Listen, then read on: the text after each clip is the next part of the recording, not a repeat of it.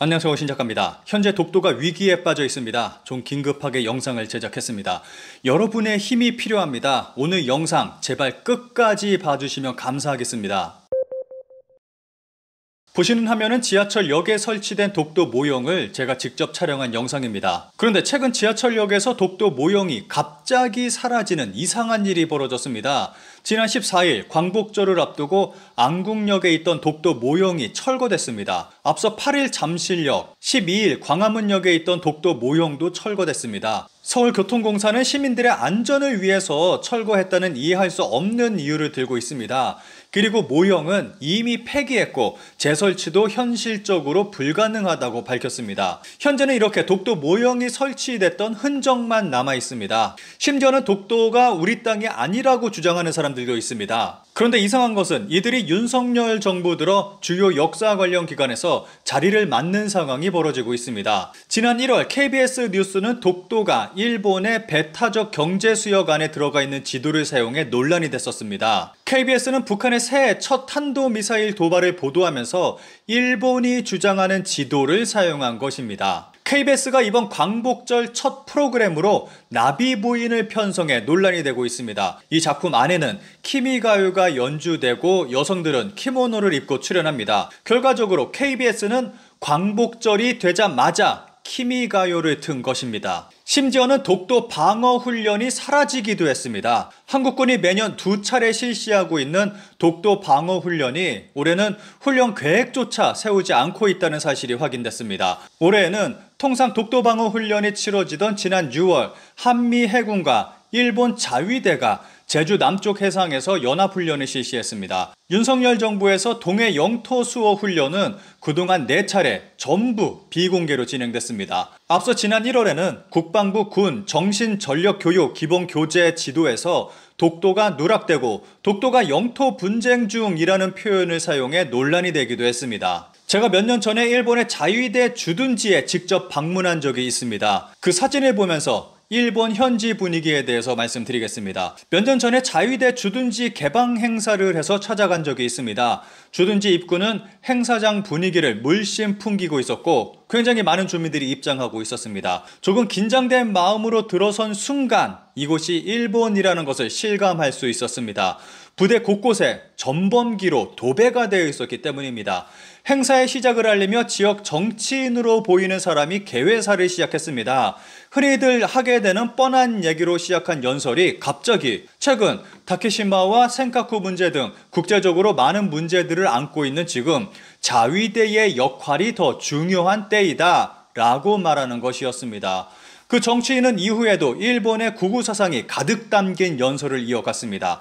자위대원들 앞에서 대놓고 정치인이 독도를 위해서 자위대가 중요하다라는 연설을 하는 것은 독도 문제로 자위대가 출동할 수도 있다는 것을 의미하기도 합니다. 일본은 입으로만 영유권을 주장하는 것이 아닙니다. 일본은 실제로 군사력을 동원하려는 생각을 가지고 있습니다. 2006년 당시 노무현 정부가 사상 처음으로 한국 측 배타적 경제 수역 내 동해의 해저 지역명을 우리말로 만들어 국제수로기구에 등재하겠다고 밝히자 일본은 이에 반발해 일본 역시 독도는 자신들의 영토임을 주장하려고 해양 탐사선을 독도로 급파한 적이 있습니다. 당시 일본 측 탐사선이 한 척이라서 우리 측은 해양 경찰선 단독으로 경계를 강화하는 형태로 대응했는데 문제는 여기서 발생했습니다. 일본은 탐사선 뒤로 대형 순시선과 해상 자위대의 호위를 받으며 독도 근해로 들어오고 있었던 것입니다. 우리 정부는 이에 항의했는데 일본은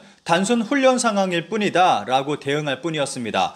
그런데 일본 탐사선 뒤로 해상 자위대 선박이 따라오는 것은 누가 봐도 의도가 뻔한 상황이었습니다. 이 모든 것이 의도된 것이었고 당시 관방장관이었던 사람은 바로 아베였습니다. 당시 한국 정부와 국내는 크게 혼란에 빠졌습니다. 당시 근처에 있던 최신의 방공 구축함인 이순신급 방공 구축함 한 대를 급파시켰고 그 시각 대구 K2 공군기지에서는 들여온 지 1년도 안 된 F-15K 편대를 긴급 출격시켜서 경계를 강화하는 자세를 취했습니다. 당시 노무현 대통령은 접근 시 발포하라는 정말 강력한 지시를 내렸습니다. 상황이 너무 급격하게 돌아가다 보니까 미국이 개입했고 일본 역시 전쟁까지 가는 건 원하지 않았는지 일본이 먼저 물러가고 한국이 철수하는 것으로 사건이 마무리됐습니다. 이후 일본의 독도 도발은 지금까지도 끊임없이 이어지고 있습니다. 그리고 현재 한국에서는 독도를 타케시마화 시키려는 움직임이 보이는 것 같습니다. 왜 이런 일이 벌어지는지는 모르겠지만 독도가 현재 위기 상황임은 틀림없습니다. 지금 한국에서는 강력하게 독도를 지키고자 했던 노무현 대통령과 같은 사람이 필요합니다. 마지막으로 노무현 대통령의 독도 연설의 일부를 읽어드리면서 마치겠습니다. 끝까지 연설을 들어주시면 정말 감사하겠습니다. 존경하는 국민 여러분, 독도는 우리 땅입니다. 그냥 우리 땅이 아니라 40년 통한의 역사가 뚜렷하게 새겨져 있는 역사의 땅입니다. 독도는 일본의 한반도 침탈 과정에서 가장 먼저 병탄되었던 우리 땅입니다. 일본이 러일 전쟁 중에 전쟁 수행을 목적으로 편입하고 점령했던 땅입니다. 러일 전쟁은 제국주의 일본이 한국에 대한 지배권을 확보하기 위해 일으킨 한반도 침략 전쟁입니다. 일본은 러일 전쟁을 빌미로 우리 땅에 군대를 상륙시켜 한반도를 점령했습니다. 군대를 동원하여 궁을 포위하고 황실과 정부를 협박하여 한일 의정서를 강제로 체결하고 토지와 한국민을 징발하고 군사시설을 설치했습니다. 우리 국토 일부에서 일방적으로 군정을 실시하고 나중에는 재정권과 외교권마저 박탈하여 우리의 주권을 유린했습니다. 일본은 이런 와중에 독도를 자국 영토로 편입하고 막루와 전선을 가설하여 전쟁에 이용했던 것입니다. 그리고 한반도에 대한 군사적 점령 상태를 계속하면서 국권을 박탈하고 식민지 지배권을 확보하였습니다. 지금 일본이 독도에 대한 권리를 주장하는 것은 제국주의 침략 전쟁에 의한 점령지 권리, 나아가서 과거 식민지 영토권을 주장하는 것입니다. 이것은 한국의 완전한 해방과 독립을 부정하는 행위입니다. 또한 과거 일본이 저지른 침략 전쟁과 학살, 40년간에 걸친 수탈과 고문, 투옥, 강제징용, 심지어 위안부까지 동원했던 그 범죄의 역사에 대한 정당성을 주장하는 행위입니다. 우리는 결코 이를 용납할 수 없습니다. 독도를 분쟁지역화하려는 일본의 의도를 우려하는 견해가 없지는 않으나 우리에게 독도는 단순히 조그만 섬에 대한 영유권의 문제가 아니라 일본과의 관계에서 잘못된 역사의 청산과 완전한 주권 확립을 상징하는 문제입니다. 공개적으로 당당하게 대처해 나가야 할 일입니다. 존경하는 국민 여러분, 이제 정부는 독도 문제에 대한 대응 방침을 전면 재검토하겠습니다.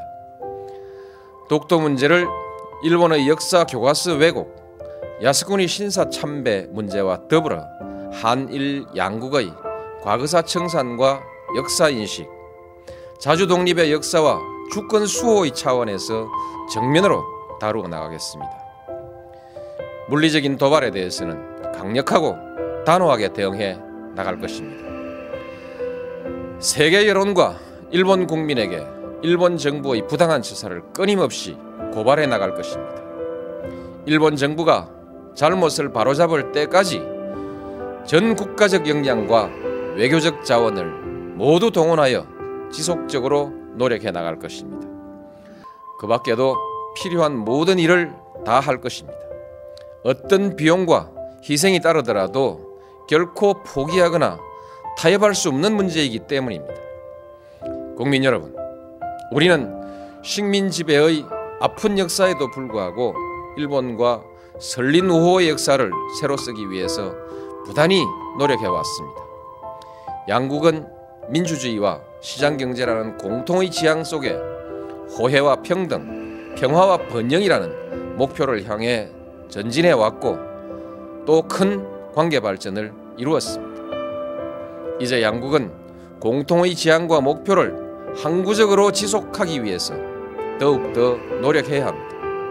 양국 관계를 뛰어넘어 동북아시아의 평화와 번영, 나아가서 세계의 평화와 번영에 함께 이바지해야 합니다.